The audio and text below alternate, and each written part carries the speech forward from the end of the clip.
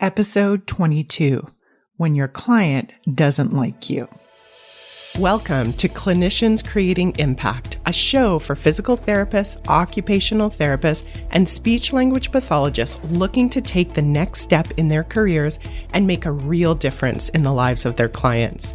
If you're looking to improve the lives of neurodiverse children and families with neurological-based challenges, grow your own business, or simply show up to help clients, this is the show for you. I'm Heather Branscombe, therapist, certified coach, clinical director, and owner of Abilities Neurological Rehabilitation. I have over 25 years experience in both the public and private sectors, and I'm here to help you become the therapist you want to be, supporting people to work towards their dreams and live their best lives. You ready to dive in? Let's go. Hi there, friend. I am so excited because this week, other than doing this podcast and all the regular things that I'm doing at Abilities, I'm actually speaking at a couple of events with clinicians just like you. And again, don't get me wrong, I love doing this podcast every week. And I really love connecting with you as clinicians in person. So if I did see you in the past week or two, by the time that this comes out, just know in advance how much of a pleasure it was to connect with you, to speak with you, especially about all things mindset and mindfulness when it comes to us being a clinician. So let's talk about the topic for today. Now, I was saying it's amazing for me to connect with you guys because I get so much amazing feedback. It never feels good to have negative feedback, especially from our clients. And of course, doesn't that really make sense? Like ultimately, we went to school as clinicians because fundamentally we wanted to help people. And when we get that feedback that we aren't actually doing that, it can feel awful. Now, I've seen some different approaches to that feedback over my now almost 26-year career, and I want to talk to you today about a way that you might want to handle it. Again, negative feedback never feels awesome, and it really used to crush me personally. And I want to say it still doesn't feel great, but it feels so much better for me now, and I want to show you the why and the how today. But before we start that, first, I want to thank those of you that have rated and reviewed and given me feedback about this podcast.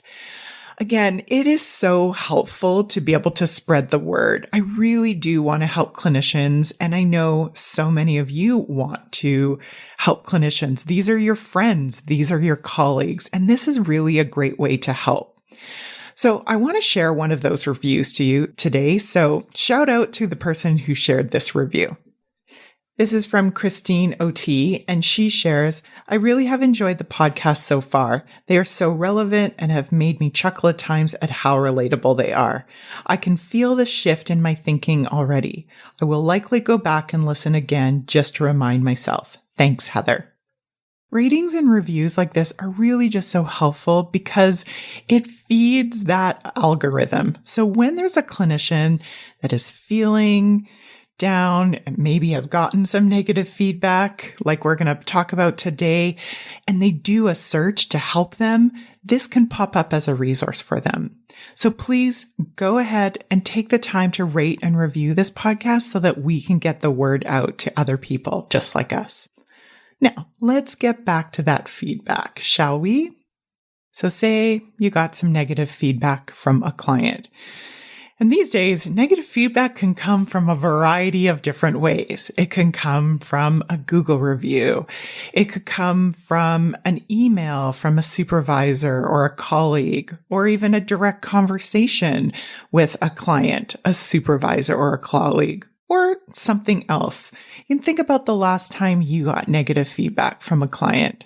First, I want to mention that it rarely comes one-on-one from the client. And so I just want to offer that there's always that additional layer just because it feels public. When you have a Google review or you're hearing about negative feedback from someone else, not only do you know that somebody isn't happy, you also know that somebody else knows that someone else isn't happy with the work that you're doing. And again, that doesn't feel amazing. The feeling that we get from that, I just want to show today that that's what trips us up at first. We really have kind of three options of how we typically deal with it as human beings with human brains. First, we ignore it. Second, we can kind of resist it. Or three, we have the opportunity to allow it. Now, if you want to learn more about what ignoring feelings, resisting feelings, or allowing feelings look like, I would refer you to episode 10 of this podcast, which is Do This When You Don't Feel Good Enough as a Clinician. But assuming that you know kind of a general concept of what that means, often we don't allow that feeling that comes from getting negative feedback because it can feel like it means that it's true, or that the thought behind that feeling that we're feeling is true. So what would that thought be? That thought could be something like, I'm not a great therapist. I just want to mention, I have had that thought before. And in preparation for this podcast today, I was thinking about the last time that I can really remember. I'm sure there's lots of other times, but one of the times that I really remember that I got negative feedback about a client. And so I was working clinically as a therapist at Abilities, and I was taking over for another therapist who had left. So remember, I am the owner of the clinic. And so I'm taking over for this therapist because I want to give continuity of service. And I was the clinician at the time who could give that continuity of service. Now, I'm not a new clinician, and I certainly wasn't a new clinician at that time. So I did all the things that I had learned along the way and that I knew on how to make a transition smoothly. So I did things like I kept a similar program to the previous therapist. I really worked on building rapport with the client and their family. And I really sought to get their feedback during the session, basically all along the way. And then guess what happened? I'm laughing, and I can laugh about it now, but it wasn't laughing at the time. I found out through our office manager at that time that they didn't like me. And they didn't like me, and I was the owner of the company. When I found out that they didn't like me as a therapist, honestly, I felt embarrassed because I was thinking, shouldn't the owner of the company be one of the best therapists of the company? Now, really, that's not actually true. The owner of the company does not need to be the best therapist. And even if you are the best therapist, that doesn't necessarily mean that every client is going to like you. So fundamentally, it didn't mean that I wasn't a good therapist, but notice all the thoughts that were coming to my brain at the time with that additional level of one, somebody else knew other than the client, which was my part of my staff. And secondly, I was the owner. So I just share that story just to say I have been there. And I probably will be there in the future. I could get a bad review on this podcast. I get bad reviews about myself as a boss, not necessarily all the time, but I do get them. So let's use that information and that opportunity to talk about what should you do. So first, this may sound controversial, especially when we're talking about feedback from a client and we are a service-based organization, meaning that we are often talking about being client-centered, family-centered, client-directed. But I want to say the first thing that you may want to do when you get negative feedback is to take care of yourself. you're going to have feelings and thoughts about that negative feedback. That's just because you have a human brain, and that human brain is wired for connection. So notice the thoughts, notice the feelings that are coming up when you hear about that feedback, and take care of your own feelings first. So what could that look like? You're going to find the things that looks best for you, but noticing could just be actually being mindfully aware of that, taking mental note of that. That could be journaling about it. That could be talking to a trusted friend or a colleague about it. That also could involve some kind of coaching or other kind of mental health kind of help, be it a therapist, a counselor, or somebody else that you know, like, and trust. You want to do that because otherwise those feelings of feeling hurt, embarrassment, frustration, or whatever else you're actually feeling, I guarantee you will come through as you move forward if you don't take care of those feelings as well. You really want to take this opportunity to soothe that more primitive side of your brain, that part of your brain that makes a quick meaning, but not necessarily a more effective and efficient meaning for your long term. It doesn't necessarily serve you for the long term, but that primitive brain is going to give you some thoughts and some feelings that are going to come up. If nothing else, just to tell you to pay attention to yourself and to connect with yourself. So some of the things that you can do to move through that as you've started to soothe your more primitive side of your brain is to ask some questions. One of the questions that I like to ask is, how is it true? How is the feedback that I'm getting actually true?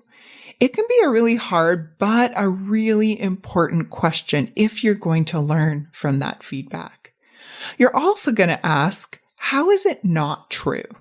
And then based on those answers to those questions that only you can really answer for yourself, what can I learn from this? And how do I want to move forward? I just want to say, as a clinical director of someone who has worked as a clinician and works with clinicians on a daily basis, you are not supposed to be perfect as a clinician. Remember back in school when we talked about lifelong learning? There really is the opportunity for this feedback for you to decide that you are either winning. And when I say winning, I don't actually mean you're not winning against a client. What I mean is you are delivering the kind of service that you want to deliver that your client is also enjoying. That would be one of my definitions of winning. Or you can think of it as failing. Failing is, and again, you can learn more about why failing is, I believe, is actually amazing in episode 18, which is why failure is amazing. But there's an opportunity, instead of deciding that you're failing as a clinician, you can decide that this is an opportunity to learn. So you're either winning or you're learning. So if you ignore your feelings, going back to that first controversial thing that I talked about you needing to take care of yourself and your own feelings first, if you ignore your feelings, I guarantee you're not going to be learning. And if you resist those feelings that you're feeling, I also guarantee that you're going to learn a lot less than if you actually lean into that feeling for the moment, process that feeling, understand the thoughts and the beliefs that you have underneath that feeling, and decide if those thoughts and those beliefs are actually serving you. I also want to mention that allowing your feelings is a skill that takes time and it takes effort. Just like these skills that we're often teaching our clients, this is a skill that you are learning as well. And knowing that allowing my feelings is a skill, it actually ironically allowed me to feel more available to actually feel those feelings. I didn't feel like I had to be perfect. I still don't feel, one, I am not perfect in allowing my feelings, But just allowing myself to understand that this is a skill just allows me to be more playful about it, to see what is working for me and what isn't working for me. So to me, success looks like allowing your feelings, then allowing the truth of the feedback by looking at both sides to help you to make a plan by moving forward. That's what success looks like when you get negative feedback. Ignoring it allows similar problems or challenges to come up again. So one thought that I truly believe myself is our life and our work as a clinician is an amazing teacher for us. So I invite you to allow that negative feedback, as awful as it feels, allow it to teach you. You will be surprised what it does, and I want you to really give it a try and let me know how it goes. I can't wait to see the impact that you create with this. Please let me know how it goes, connect with me, and I will see you next week. Take care. If you enjoyed today's show and don't want to worry about missing an episode, you can follow the show wherever you listen to your podcasts.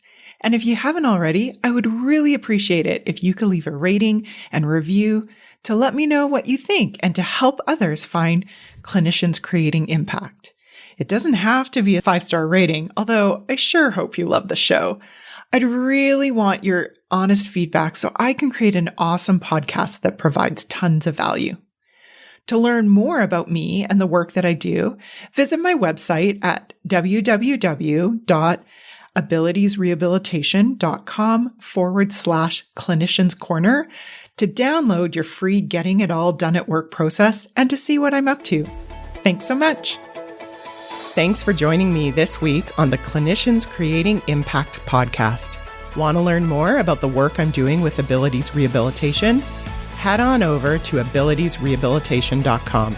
See you next week.